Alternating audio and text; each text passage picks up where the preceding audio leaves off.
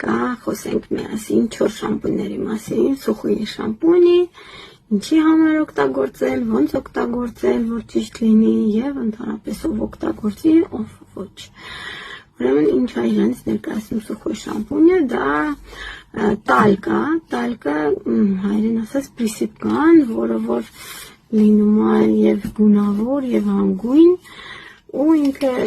որոշակի նյութերի հետ խառնված բալոնների մեջ դազատրով փչում ես մազարմատներին եւ ինչ է տալիս այդ տալկը այդ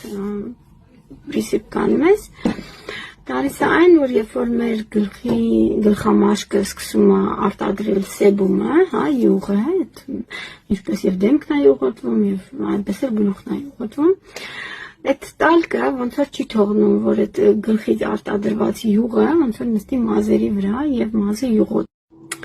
Եվ դրա հաշվին մազերը մի փոքր ավելի երկար են մաքուր մնում, օրինակ եթե մարդկա օրը մեջ կամ 2 օր մեկ գլուխը լվանում է,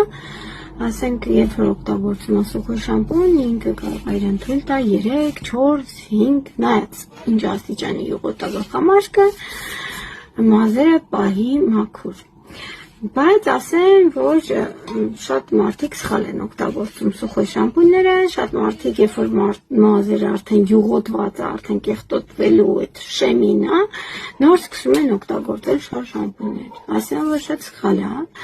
Սուխուի շամպունի օգտագործումը հենց մաքուր գլխամարդման ձևը սովորացնեմ ու ընդհանրապես ասեմ ում հարկավոր է սուխուի շամպուն։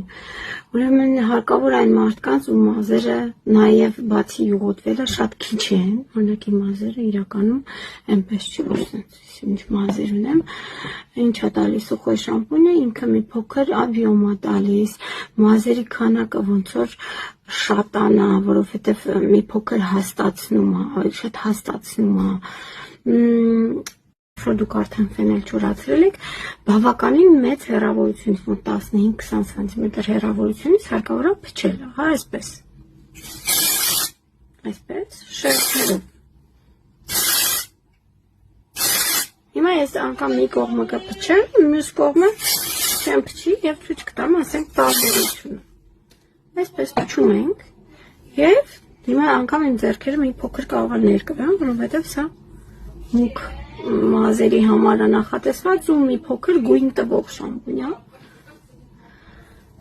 Այսպես ֆենելուց հետո ոնց որ գլխամաշկին այսպես ձեռքերով